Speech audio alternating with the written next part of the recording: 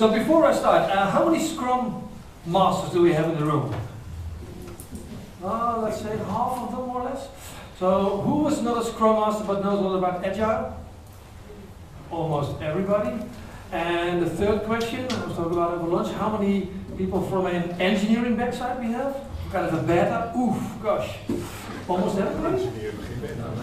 Not you. No, I get it. Obviously. So, the reason why I want to know this, because this might change a bit the things I'm going to talk about. And I was so happy this morning to hear Patrick talking, because there were a lot of things which relate to behavior. And if I may recommend one thing, if you talk about self-care, buy this book for yourself and read it. This is absolutely stunning. It is giving a lot of hints and tips on what he was talking about. Very, very practical, will give you a lot of insights. I got it already probably 10 years ago.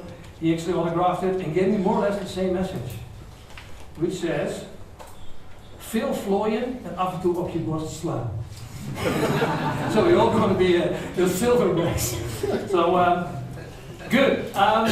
So, but Kees called me up. So can you do something today? So yes. So, of course, yes, because I like to share some of these things. And the practical insights of the complexity of the human factor. However, it's simple. I think a lot of us introduce complexity because sometimes the solution is too easy and we make it complex and we go, oh, this is a complex problem. Specifically, politicians do that. Because when you have a complex problem, you can also put a lot of effort, a lot of time, and then make it really a big project. Because sometimes it's too simple to find a solution, and that cannot be the case, is it? A lot of examples, but we only have 40 minutes, so this is what you can read afterwards. Since you're asking about who am I and where the company name comes from, well, what we do most of the times, I'm not a full-blooded project manager anymore. I do a lot of facilitation, where we work with companies, work with teams, and the reason why we chose for the name CoThink is you need to think, but not only on your own, but you need to do it in a team. Because there's so many people, so many insights, which are much stronger than just that one expert. And I think nowadays, we heard about the fragmentation earlier on, you need to work together. There's no way you can do it on your own.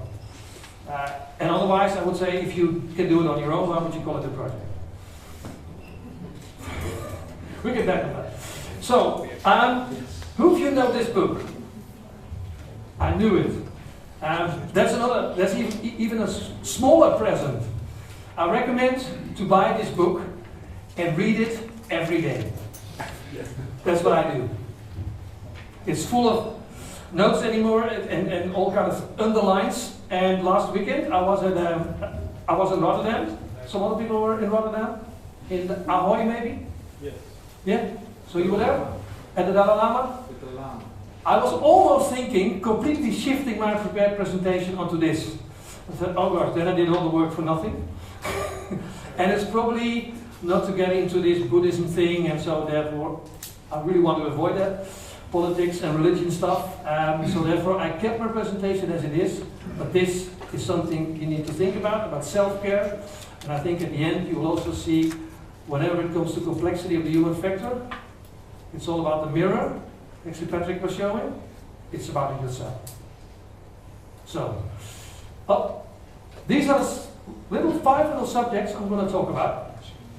First about some of the context and about building trust. You've heard it before. 3 critical roles. The other thing is about how can we talk about what kind of, well, we have a little method which adds up onto what Patrick was talking about on how to deal with behavior. So what do we need to think about? And the other thing is about how can we use our thinking preference to measure, to understand, and to act accordingly to probably do a little different things than we do from today. Like Thomas was saying, if you're taking away 1 or 2 things from today, can it be anything? It's fine to me. So, good. When I started to do this presentation, I was thinking about, okay, what will the subject be and what kind of things will I be talking about? Who was actually solving the puzzle? Why? Was there an assignment or something? Is it fun? Because we like to solve things, huh? So, this is you. For those who are not solving, you're probably self-caring or whatever. So this is all you. And one of the things we do, we all like to solve puzzles and we jump to conclusions. So think about what Patrick was talking about. The first thing they do, and that's also written in the book, and that's a very, very difficult thing, is observing. So you were not observing me, you were just solving the puzzle. Which is natural, so we all do it. So think about it. That's why I came to this. I studied physics, and you probably know this guy. And I think when it comes to, well, it was also in the presentation from Patrick, first we need to understand, and then we need to act. But it's very, very difficult. Most of us like to act immediately because we have it. Either we have our emotions or we ignore them. The biggest part of my presentation is about understanding the human factor, the human complexity, if you want to say it, and what you can do, and I hope you can solve it in 5 minutes after this day. Good. Examination, you know this? If anyone in this room doesn't know this, I'm quite worried. So, scope, quality, time, and cost. The old triangle, yeah? We're not going to talk about this. But that's very often, that's the hard part, that's rational, that's all about being in control. The other thing, it's all about, hopefully it is reliable and predictable, but still it's hard work. Isn't it? Running a project by these things is just hard work. And if you look at, so we got some tools, so we got some people here with helpful tools, which all can do this. Very important, but not the only thing. So there's another one. It's almost the same, but now it's all about stakeholders. It's all about the team. It's all about communication. And in the middle, it's all about trust. And you heard Thomas talking about it already this morning. You will see some parallels, some of the different insights. We believe that trust is the key thing you have to work on. On the quality side, it's on the project result, on the deliverable, on the team, on the human factor, it's all about trust. Think about the banking issues. That it all has to do with trust. Think about these, who was here in the room when we talk about warning signals? Some of us. Why don't people give warning signals? Because they probably don't feel safe. They don't feel safe, they don't trust that somebody will take the answer, honestly. And unfortunately, Patrick ruined my whole world this morning. He said that people are not honest. I always believed that people were honest. And now I learned they're not. So, you want to have a sleepless night probably? But okay. So, but how do we deal with trust? How do we deal with trust? How do we deal with trust? Because when you talk about all the human aspects, it's all about emotion. Yeah? It's all about people need freedom. You don't need to put them in a cage or something, people need freedom. It's very, very often, I think that's the hardest part of the human factor, it's very often unpredictable how a person will react. If you don't know him, if you don't have that bonding, it's even more important, more difficult when you say something, how people will actually respond. So I think that's very, very hard work. Very, very hard work. However, it's manageable. So, but you have to put some effort in there. And one of the key things is building trust. And who of you has ever heard on the trust formula? There might be one or two. 1, 2, good. So then that means there's something new for you. Because with all these better people in the room, we like to have kind of equations and numbers and all these things, because then we can manage it. And we can actually control it. So this is the trust formula. I've not invented it. It's from the Trusted Advisor Company. Did a lot of research. There's lots of more material on there. But just focusing on some of the aspects. And it's a very easy one to remember. Yeah? It only has 1, 2, 3, 4, 5 elements. Sorry? 5 variables. 5 variables. Well, actually only 4, because this is the result from those variables, but very nice. So, number 1 is trust. The C stands for credibility. And credibility is something which has to do with the words we speak. Reliability is the other one, which has to do, okay, the actions we take. So if we speak, if we say we're going to start at 1 o'clock, and we do not start at 1 o'clock, but only at 1:15, what happens with the reliability of what I'm doing? It goes down. The same, I give you all the credits, that's what you say, and if you don't get any credits, if you don't get any feedback, it goes down. Yeah? And the intimacy one has, well, thank you Thomas for doing the little exercise this morning, because that fully applies to number one. It's just the intimacy, the relation you have with the people you work with. It doesn't have to be loving, caring and all that stuff, but you need to know. I think it's very helpful if you know each other's background, if you know the family, if you know all these kind of things. So it's the safety and the security we feel. It's just here, how you feel. It's in your body. That's also the thing what we very often don't listen to. We ignore those stomach signals. I think there's also one of the little warning signals. If you feel it in your body, don't ignore it. There's a little signal there which tells you, from wherever it comes from, might be from, well, anything, there's a little signal that tells you there's something going on, there's something wrong, there's something I need to put attention to, whatever. So that's the intimacy point, and then we got the self-orientation. And the self-orientation has very much to do with, are you focused on your own needs, or are you focused on the team? Or like your example, Thomas, are you focused on the spouses? That's not about you, and that's about the surrounding, that's about the team, so it all has to do about caring about the others. So if you put it into a quotation, so this was, what was number one? Credibility. Second one? Reliability. Third one? Intimacy, divided by self-orientation. So, for those who can do the quick math, it's only a 3. So the trust is only a 3. Gosh. Putting so much effort in my work, putting so much effort in the team, putting so much effort in doing what I say that I will do, and I'm a bit too selfish. So the trust is low. The only thing you have to change, just a little thing, is this. Don't focus too much on your own needs, focus on the team. And the answer will be 10, which is gaining 300% more.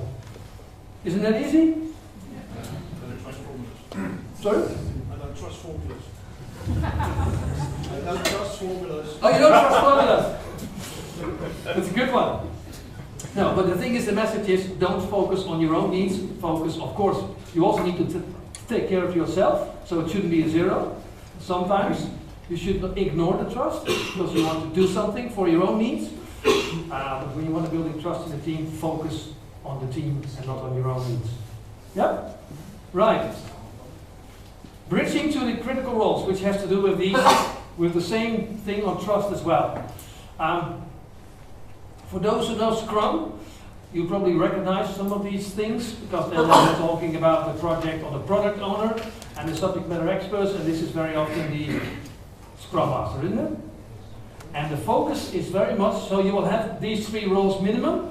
Of course, you have the stakeholders, you have the government, all kind of other roles, but within a team, actually within a project, I think you always need to have those 3 critical roles minimum. And it's not that there is a line dividing those, there is a gray area which here, because sometimes the project manager has a little expertise. He also feels like a bit of a project owner. So there's not a straight line, there's a gray area. The focus for them is knowledge and experience, doing the work. The project or the product owner should have money, authority and need. So sorry for those women, the project owner is always a man. Something you can remember. Money, authority and need. If there's no need, he cannot be a project owner. If he doesn't have the authority, feel like a donkey shop. When he doesn't have the money, nothing gets done. There will be no deliverable. And the project manager or the Scrum Master only has to facilitate the process. Which is not about him, it's about the experts. It's very much about helping the product or the project owner to get his result, and also manage the environment, of course. So that's the only thing the project manager has to do. And one of them is get coffee. Yeah. One of them is making sure getting the right environment. Taking care that there is time available to have these meetings to get bonding. That's only facilitation. That's not about you. Yeah, at the end, if you manage your project and it is a large success, of course, that's also about you. But at the end, it's all about facilitation because that will build trust. Does it make sense? Yeah. So how many of you of the Scrum Masters do recognize that you have to focus on trust and getting coffee and other stuff? Does it work with the team? Bringing coffee is not really needed because they're self-stealing. They can do it themselves. They're good enough in that, but Yeah. trust indeed is the bonding. Yeah. It's a really condition and fundament to have a good functioning team, which is Mhm. also emotionally there to discuss problems. Yep. And that takes time, huh? And sometimes a bit more time, sometimes only 3 minutes we've learned this morning. Was that a question? Okay. So, good. Move on because otherwise we will not be finishing on time. I have to share something with you because a couple of days my beloved parent died. Sorry? It is the Norwegian blue. Very, very beautiful one. Is it really there? Will you know the story from Monty Python? Okay. Can you help me a bit on finding out what happened? So can you ask me some questions? What happened? I'll tell you later on. That's a good one. I think I have a slight idea. However, I will tell you a little bit of the context. It happened that I had to leave home very early. So I came from upstairs in the living room at 5 o'clock in the morning. I saw the cloth on his cage. I took it off and it was dead. How did it make you feel? To be honest, I don't care that much because he makes a lot of noise and that. So if there's really a problem, not for me, but for the rest of the family, I know it will be. Sorry? A couple of days ago. What other questions? Was he sick? How old? Was he sick? Not that I'm aware of. He is, how old? He's about 4 years, 4 or 5 years, but he wasn't sick. So, You might talk about gifts. Did you kill it by yourself? not that I was aware of. What else? How did your children or family feel? I don't know because it was in the morning at 5 o'clock and they were still asleep. So you left them there? Sorry? You left them? Yes, I left them there. So they could see it themselves, they could say goodbye and take care of it. What other questions? Was it a happy? It was very happy because it had low stress. How do you know that it has lots of stress? Because he was happy. How did you know he was happy that way? What else? What other question? Something you can do for you right now. Sorry? Was he alive when you went to bed? Yes, yes. What did you give him to eat the night before? What did I give him? Food? Or normal food? Nothing special. Do they have other animals? Like a cat. You can help me with this. I can see it, so.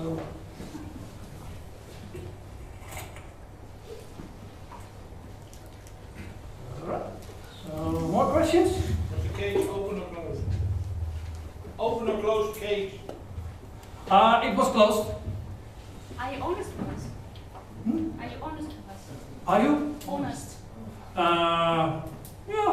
What are you hiding? Sorry? What are you hiding? What are you hiding? Nothing. I'm just asking you some questions. Why are you telling us the story? Thank you. Because I want to bridge to one of the subjects when you talk about facilitate. Because one of the key things for a person who is facilitating, he or she should be very, very, very much aware on what type of questions we're asking. I know there will be another session after this one, which is all about questioning, and I hope that that will also be on similar subject or similar things. Because what were the type of questions you were asking? Open. You all know this stuff. Open and closed. What are the type of questions you need to ask when you facilitate, when you want to help other people? Open. So when you ask open questions, that very often, for most people, it feels like an invitation. Did you remember that Patrick was also talking about body language? Like this? But one of the other body languages is like this. The way you hold your hand. There's a very, very famous TED Talk from an Australian guy. It makes a complete difference what kind of questions you ask and the way you hold your hands. Because how does it feel when I hold my hands like this? Sorry? Yeah, that was. I like to show them how clean they are. I like to show the palm of my hands. How does it feel when I do something like this? Feels more patronizing, eh? So one of those things, open up.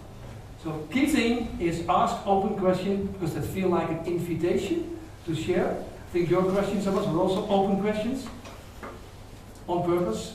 Think about, if you're in meetings, how often do people ask open or closed questions?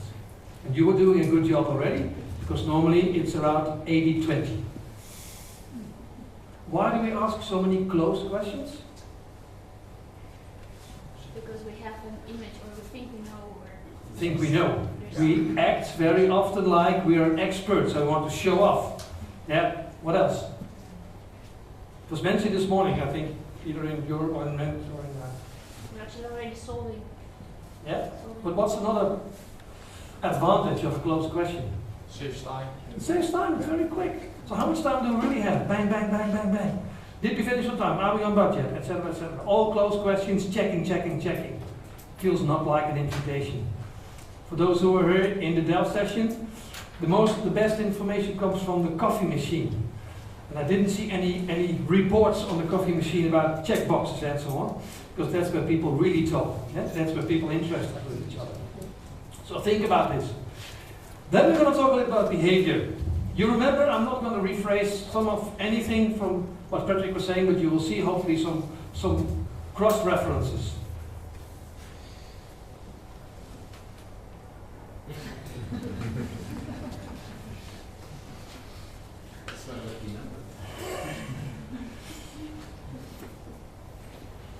I disagree, but it's a funny one, because most people think that behavior is difficult, but it's not.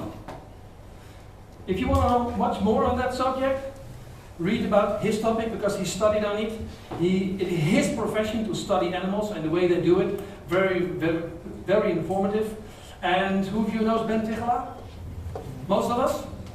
His famous phrase, which I very much like about behavior is anything you can role model. Anything you can do yourself. That's nothing about labeling, that's not about talking how you feel, whatever. If you talk about behavior, it needs to start with what do you observe, what do you see, what is there.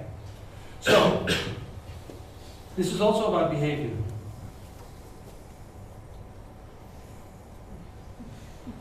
This is the task. I'm pretty sure who will be able to do it, who can role model, who can do it or not. That's not fair, isn't it? How often do we consider the skills, the capabilities of somebody before we give them a task? Well, to give you a little practical model, especially now we've got so many betas in the room, this might be very helpful. And let me tell you one thing before, is from the psychological background, there are two schools. One of them is like from Skinner and Brown, and it's on the behavioral side. That's what this is all about. And then there's the other school, which is more about the soul and the inner self and so on. I will say that's the next level. That's where you said, okay, it doesn't work with this, I have to see a therapist. Sometimes. Because this is not solving all issues and it's not applicable all the time. Sometimes you really have people with emotional issues, which you probably cannot solve with this, not about behavior, but you need something else. So this is only a little thing which could help you. So this model is very obvious. There's an output, this is a person, there's an input, you got some feedback, and it has some consequences. Nothing rocket science, isn't it? Yeah? Where's the noise? Sorry? The noise. Which noise? There's always part from any process there is noise. Okay. Input, but there's We always noise. could put a lot of noise on every box. Yeah? But let's keep it simple and ignore the noise. For now. Because how this works in practice is it always starts with observed, let's say undesired behavior. If you have a problem, if you have an issue with someone, let's call it undesired behavior. Yeah?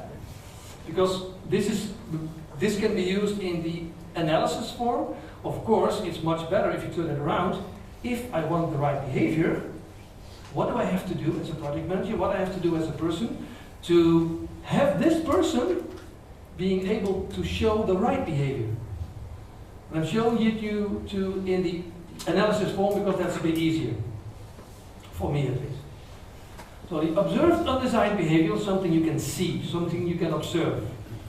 And let me give you a little example. Oh, there's a stair over here. So just keep in mind that I'm in a meeting room, having this project meeting, and I'm sitting like this. So what do you see? Uninterested. What else? Sorry? Bored. I see you leaning back on the chair. Low stress level. What do you imagine my stress level? It's up there. What else? I see you leaning back on the chair and reading the book. Ah, that was the right answer. All the others were interpretation. You could not see that I was not interested, that I was bored, or whatever. That's our interpretation. And that's very difficult to stop.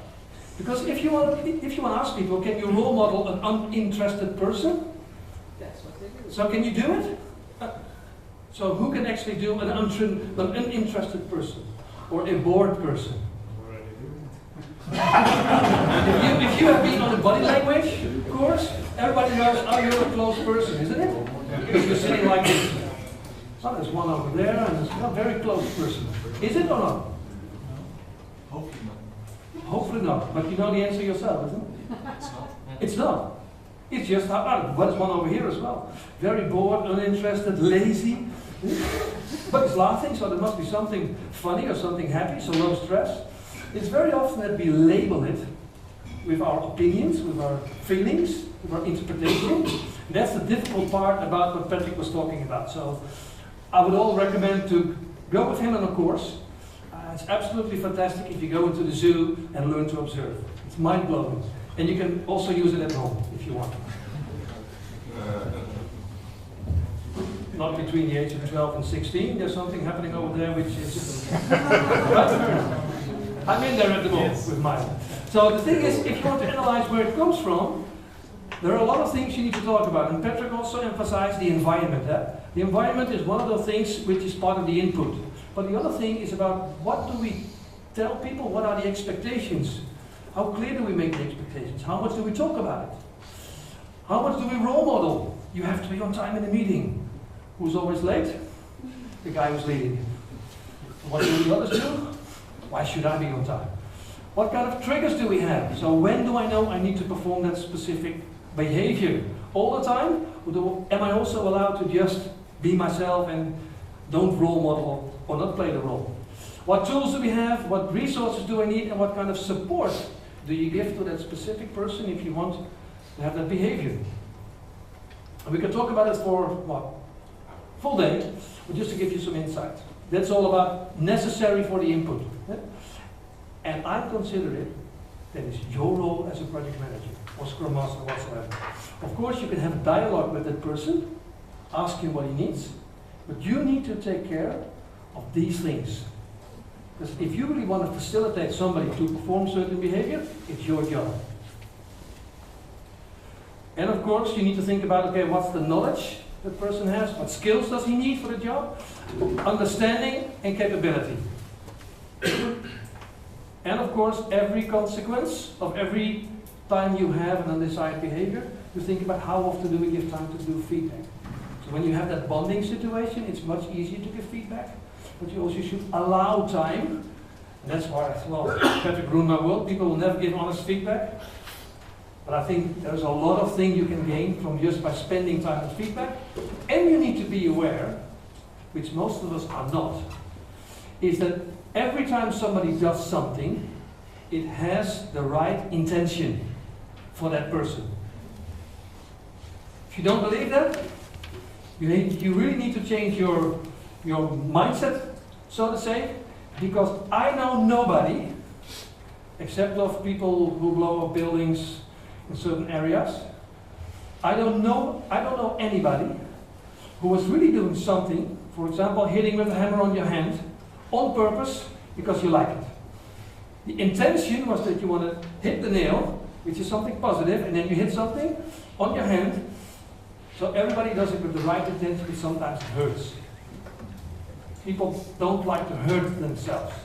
So the intention is always positive. But it has consequences. Some pros and cons. Who is speeding sometimes? Speeding on the motorway? Yeah. Why? Because you like it? Yes. So you need freedom, yeah? So your intention is positive, yeah? What else? Sorry? I'm Italian, yeah. That says all. So is that a kind of a skill or is it a kind of a capability? It's all in there. But very much I think all of us, we like speeding because we are earlier at the place where we are, and the person will say, thank you for being on time. Oh, you're home early, honey. Let's do something nice, and so on. So everything has a positive or a negative consequence.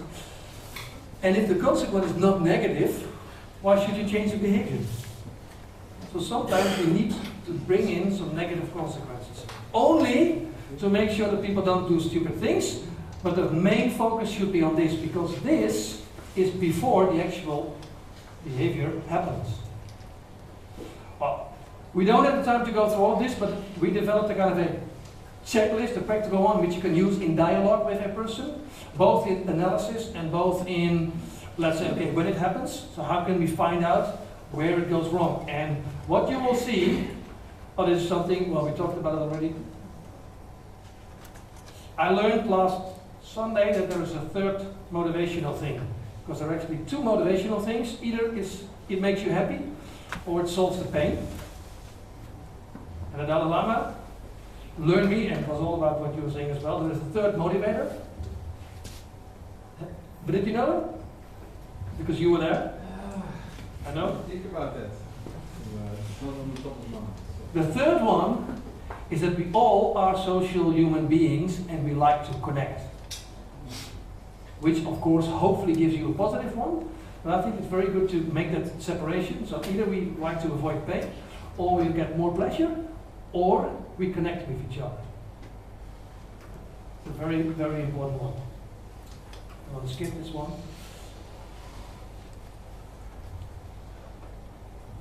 There's a wish from somebody. I'm going to set the expectation. I wish I didn't have to clean my room anymore.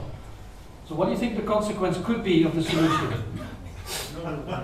Sorry? No room. No room anymore. Is that what you're expecting? Probably not. Eh? So you need to be aware also, of course, okay, when I set the expectation or when I do a wish, okay, what might be the negative consequence for the organization or what might be the negative consequence for me? You always need to bear in mind what are the consequences. And the consequence is something, that's what I was saying, the consequence is a feeling. And it's probably not your feeling, it's their feeling. So that's why you need to put not yourself on the spot, not focus on your own needs, but put them on the team. Then you will find out what the consequence. Because some people, for example, I worked in a company where we had this employee of the month. Have you been there? Employee of the month. Because HR, yeah, it comes from HR, they think, well, that's a very positive thing. If you're going to be on the board, you got an employee of the month. Positive or negative? Negative. Most people don't like it. But it was even stronger. They had a price. It was a US company, but they had a price. And the price was that you could have the first parking spot right at the front door. Which was, of course, positive for HR people because they were all coming by car. Half of the engineer was coming by train. So they won the prize, which they didn't like, and then the prize didn't make any sense to them at all. If they would have asked the guys, hey guys, what do you would like?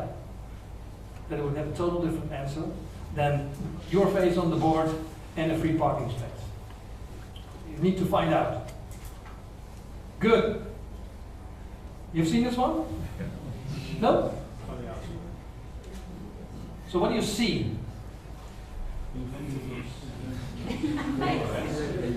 Very smart guys. 1, 2, 3, 4, 5, 6 smart guys working together as a team. Getting the deliverable. The thing needs to go up there. They don't look very, they don't look, so can you just role model smart looking for us? But what is not smart about what they do? That would be your interpretation. It could be. Do you think these guys were aware of that risk? Yes. If they were, they wouldn't have done it this way. I'm pretty sure. No. I'm pretty sure. If they knew that the risk was high enough that the whole thing could collapse, they wouldn't have done it. Or they probably are inviting those people for a jackass or something. That could be the case. I don't People do stupid things. And I guess it really depends on the culture. I'm myself originally from Russia, and people know the risk. So they say, I want to try it. Yeah. And you can talk about sense of whatever, logic, safety. Let me flip back to this one. You're absolutely right. So that means that when you talk about culture, it's all about this. They understand that there's a risk, but they still do the undesired behavior. So there's something you need to be aware of. So that could be one of those cases where it's not about my support, it's not about the tools. It is about, it's about them. Yeah? So that could be the case. However, people do what we call stupid things, but very often I'm pretty sure these guys have the right intention. They want to get something done. But they don't have the right tools. They're not getting any support. So what they do, they're very creative, they're very innovative, and they find a solution. And it works. Because it worked the last time as well. From a safety point of view, they would be sacked, I think. Talking about where the point of cause is of undesired behavior. Sometimes it might be culture, so then you need to work on that. But very often it's only 50% in that area. Most of the point of cause of the undesired behavior is in here, or there, or there, or there is no feedback. So that's up to you. When you want to reduce the stress level, as a project manager, you need your job to facilitate the desired behavior with trust and dialogue. That's the key thing. It's not difficult, it's not complex, it's simple. Simple things are really difficult to do because we stumble on these kind of things and not on mountains. So the little things make a huge difference. And this one I got last week when I was doing a training in Copenhagen. So people had to do kind of presentations, and one of the guys, a very junior project manager, showed us this one.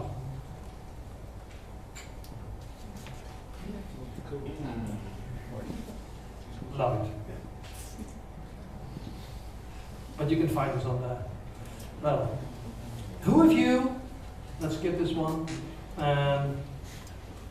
you've seen this one probably before. And you know what this means? Not music television.